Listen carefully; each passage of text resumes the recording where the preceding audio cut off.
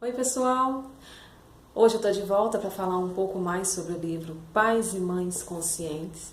Na semana passada a gente falou sobre a questão da educação, ela começa na inconsciência, e a autora defende que a maior parte dos problemas que a gente tem não é por falta de amor, mas por falta de conexão.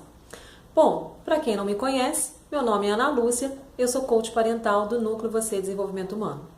E para dar continuidade às nossas reflexões, a gente vai falar da autoconexão.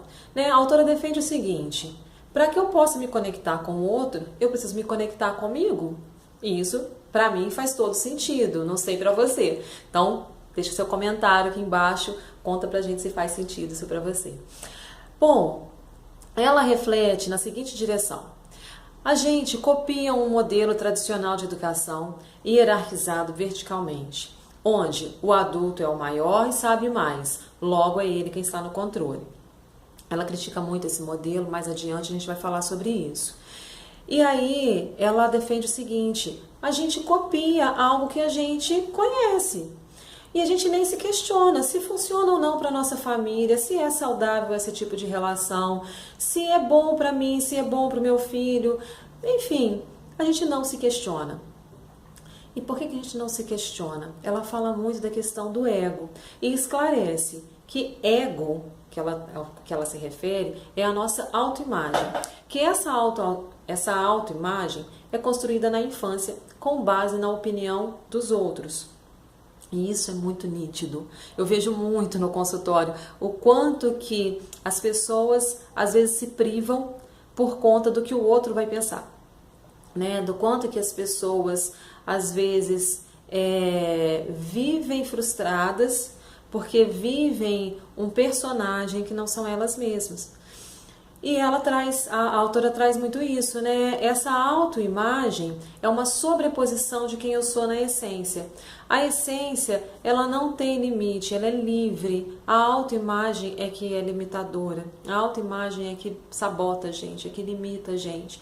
E aí, por que a autoimagem, esse ego, prejudica a conexão? Porque se eu estou numa relação preocupada com a minha imagem, eu não estou na relação. Eu acho que isso é meio óbvio. E quando eu consigo estar com o outro verdadeiramente, a conexão acontece naturalmente. Então, deixa eu esclarecer a minha visão em relação ao que o livro traz. Se você vai para uma relação com as suas expectativas de como o outro deve ser, dificilmente o outro vai atender a sua expectativa. E aí você vai se frustrar. E aí você vai cobrar do outro que ele não foi bom o suficiente. Isso faz com que o outro se defenda, se arme também.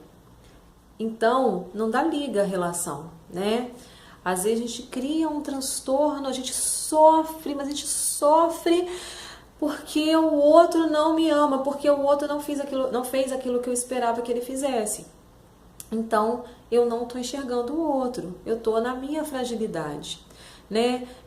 Quando a gente é questionado em um papel que a gente execute, seja no papel de mãe, no papel de esposa, no papel de irmã, de mulher, de filha, de profissional, seja no papel que for, a gente já acende um alerta, porque a gente fica ameaçado, exatamente por estar preso nesse ideal de quem eu devo ser.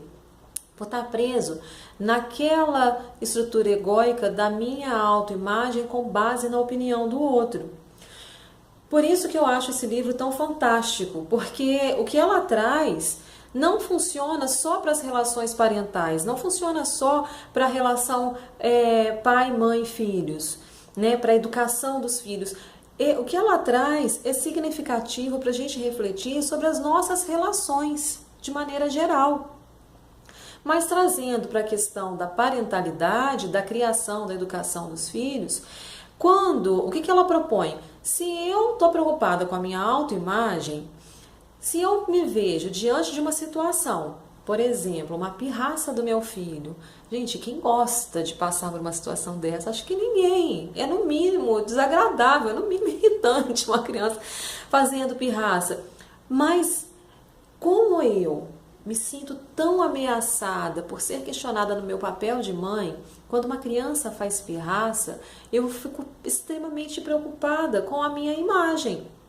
O que o outro vai pensar de mim, né? Que eu não dou educação para o meu filho, em vez de me preocupar com o que o meu filho está querendo me comunicar.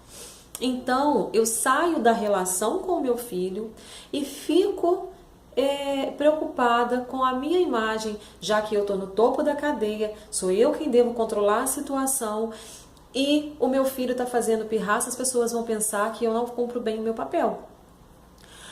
Agora, vamos pensar um cenário diferente. Se eu percebo que a minha preocupação está sendo com a avaliação que o outro vai fazer do meu papel e dou conta da minha ansiedade em relação a isso, eu consigo me voltar para o meu filho e buscar entender o que ele está querendo me dizer na essência dele. Eu consigo estar com ele sendo ele mesmo. Né? O que a autora fala é uma pessoa de verdade como eu mesma. E aí, quando eu consigo estar com o outro nessa condição de pessoa de verdade, como eu mesma sou uma pessoa de verdade, eu me conecto naturalmente. Porque o outro não precisa se defender, o outro não precisa se proteger.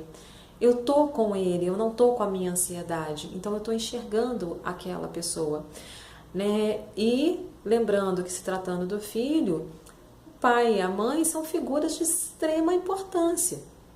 Então, a sugestão dela vai nessa direção, de que ela diz, o ego não é bom nem ruim, então a gente não vai abrir mão do ego, mas então vamos ter ciência de quando o nosso ego está atuando.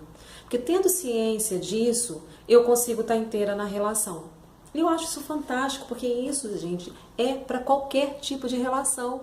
Quando eu consigo perceber que o meu ego está atuando, eu consigo perceber que eu sou imperfeita, eu consigo perceber que eu sou falível, sim, eu consigo perceber que o outro também é imperfeito, eu consigo perceber que o outro é falível também, e eu consigo respeitar isso. Eu consigo entender que as minhas expectativas são minhas e logo quem me causa frustração sou eu. Não é o outro que me frustra, porque fui eu que criei expectativa em cima do outro. Eu consigo entender o que o outro tem para me oferecer e até onde o outro pode me abastecer com o que ele tem para me oferecer. E se o que ele tem não é suficiente, não é responsabilidade dele, a falta é minha. Então, enfim, eu sou encantada mesmo com esse livro. A reflexão que eu gostaria de trazer hoje é essa. Eu espero que traga muitos questionamentos para vocês, que tragam muitos insights. E eu gostaria muito que você partilhasse com a gente o que é que você trouxe de reflexão em relação a isso, o que é que isso te causou, se fez sentido para você ou não, né? Se mudou alguma coisa no seu modo de se olhar, talvez de se cobrar menos, não sei. Bom, é isso, espero você na semana que vem, um beijo e até lá.